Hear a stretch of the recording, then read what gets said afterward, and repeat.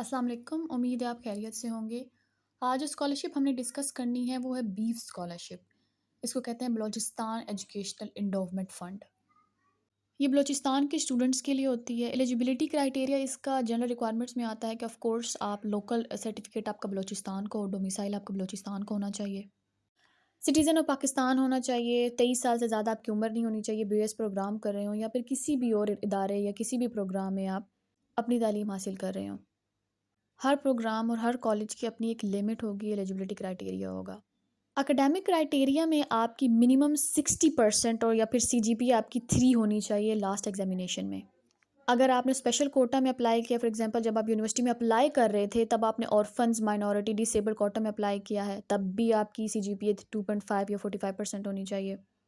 कोई semester repeat ना हो, मार्क्स इंप्रूवमेंट ना हो आपकी, या फिर कोई भी एजुकेशनल गैप 2 साल से ज़्यादा नहीं होना चाहिए।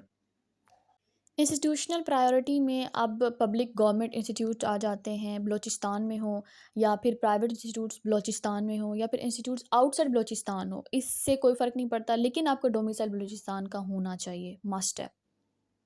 बाकी बेशक आप प्राइवेट में हो, पब्लिक इंस्टीट्यूट में हो, इट डज़न्ट मैटर।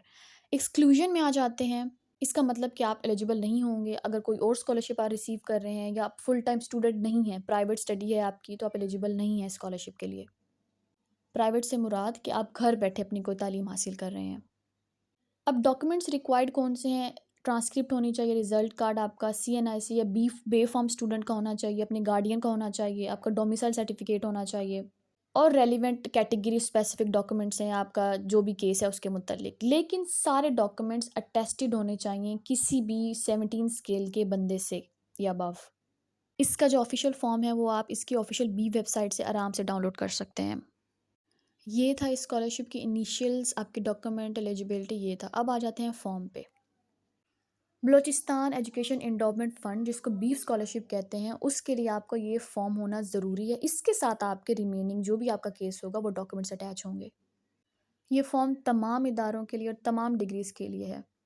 जैसे आप कोई डिग्री कर रहे हैं, बीएस कर रहे हैं, मास्टर एमफ़िल कर रहे हैं या फिर मैट्रिक की बेस अप्लाई कर रहे हैं।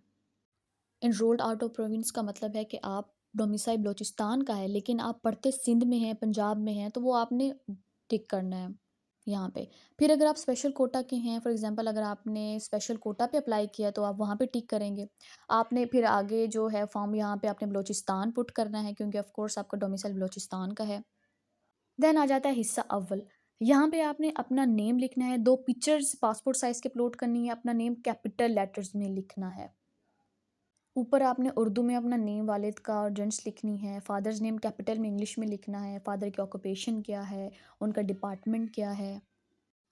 और फॉर एग्ज़ाम्पल अगर आपके फादर की ऑक्यूपेशन आर्मी रिटायर्ड पर्सन है तो यहाँ पे आप आर्मी रिटायर्ड पर्सन लिखेंगे, अगर वो फार्मर हैं तो यहाँ आप फार्मर लिखेंगे। अब डिपेंड करता है जो भी उनकी ऑक्यूपेशन है। और डिपार्टमेंट अगर आर्मी रिटायर्ड है तो ऑफ कोर्स डिपार्टमेंट भी उनका आर्मी ही आएगा।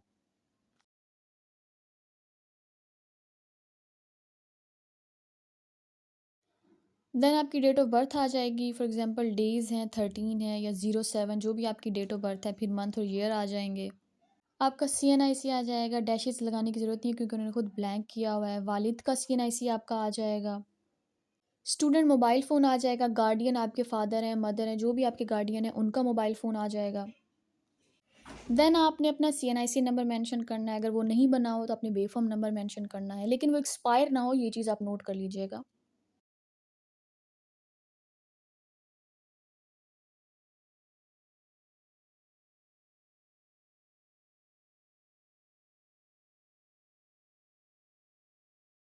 सरबराह से रिश्ता, आपके जो गार्डियन हैं उनसे आपने यहाँ पे अपना रिलेशन मेंशन करना है, आपके मदर हैं, फादर हैं, मतलब आप उनके बेटे हैं, क्या रिलेशन है, ठीक है? मज़हब उनका क्या है, इस्लाम है, क्रिश्चियन है, नॉन मुस्लिम है, जो भी उनका मज़हब है। घर का मुकम्मल पता आपने यहाँ पे लिखना है और वो बलूचिस्तान का ही होना चाहिए। तहसील आपकी कौन-सी है, ज़िला आपका कौन-सा है, टेलीफ़ोन नंबर बमा कोड *92 कोड है, ठीक है? अपना ईमेल मेंशन करना है आपने। हिस्सा सॉन्ग इसमें डिफरेंट स्टेप्स हैं, डिफरेंट पार्ट्स हैं, फॉर एग्जांपल अलिफ बे। अब ये आपके केस पे डिपेंड करता है। अगर आप मैट्रिक की बेस पे अप्लाई कर रहे हैं तो वो अलग स्टेप है, एमफिल की बेस पे या बीएस की बेस पे कर रहे हैं तो वो अलग है। और बीएस में आप फर्स्ट ईयर में हैं, थर्ड ईयर में हैं, फोर्थ ईयर में हैं, आपका सेमेस्टर उस हिसाब से आपने मेंशन करना है। डीई के स्टूडेंट है for example matric pass first year में है, first year pass second year में है, थर्ड ईयर में है। एमएस, एमफिल या मास्टर्स कर रहे हैं, उस लिहाज से आपने करना है। आपकी degree ADA, ADS associate degree है, वो आपने मेंशन करनी है। देन बीएस में आप सेकंड ईयर में हैं, फर्स्ट ईयर में हैं। अगर आप सेकंड ईयर में हैं तो ऑफ कोर्स आपके फर्स्ट सेकंड सेमेस्टर होगा, सेकंड ईयर में हैं तो आपका तीसरा चौथा होगा, और अगर इसी तरह आपके हर ईयर के सेमेस्टर अलग होंगे। हर साल में 2 सेमेस्टर्स होते हैं। इसीलिए अगर आपका थर्ड ईयर है, पास करके आप फोर्थ ईयर में हैं, तो उस लिहाज से आपने वहाँ पे टिक लगा देनी है।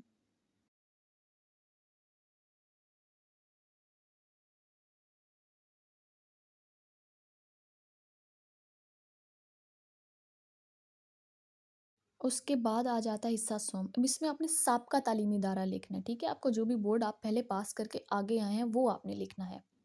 फॉर एग्ज़ाम्पल आपके पास करदा क्लास सेमेस्टर सेकंड सेमेस्टर था आपका। साल आपका फर्स्ट ईयर था पहले, अगर आप सेकंड सेमेस्टर प्रीवियस था, तो आपका साल भी फर्स्ट ईयर था। रोल नंबर आपने मेंशन करना है, of course roll number change नहीं होता, वो वही रहता है, अनलेस अंटिल आप बीएस प्रोग्राम में आपकी डिग्री चेंज नहीं हुई।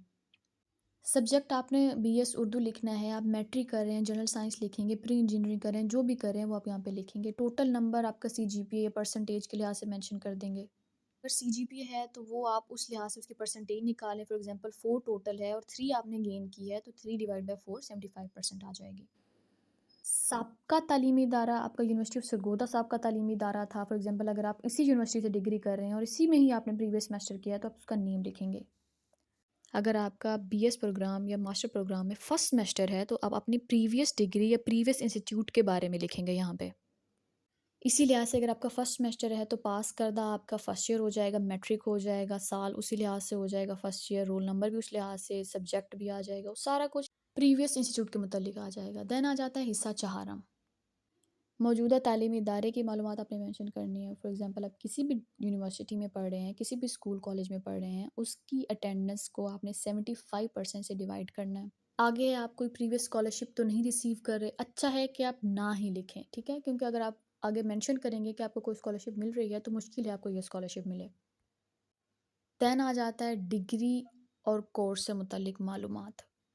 आपकी जो भी डिग्री है वो कब स्टार्ट हुई थी?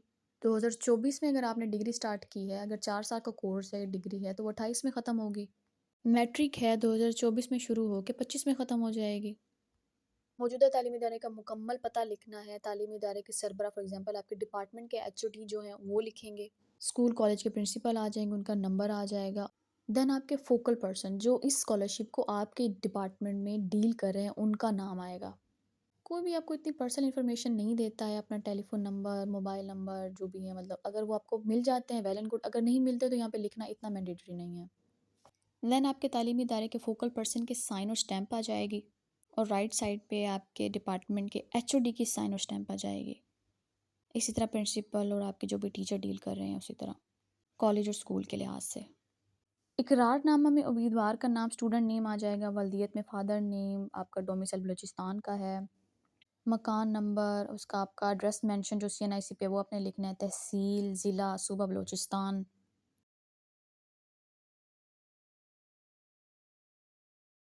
देन स्टूडेंट के साइन आ जाएँगे, और आपके गार्डियन जो भी आपके पेरेंट हैं, जो भी आपने ऊपर मेंशन किए हैं, उनके साइन आ जाएँगे। ये इतना ज़रूरी नहीं है, अगर आप वापस बलूचिस्तान नहीं जा सकते, अगर पेरेंट आपके दूर रहते हैं, तो इतना ज़रूरी नहीं है। नीचे रूल्स हैं और वो डॉक्यूमेंट मेंशन है जो आपके केस से मुतल्लिक आपने वो मेंशन करने हैं, इस फॉर्म के साथ अटैच करके अपने डिपार्टमेंट में सबमिट करवाने हैं। वो मैं पहले ही मेंशन कर चुकी हूँ, आपने आपका जो केस है उस लिहाज से अपने डॉक्यूमेंट अटेस्ट करवा के साथ सबमिट कर देने हैं।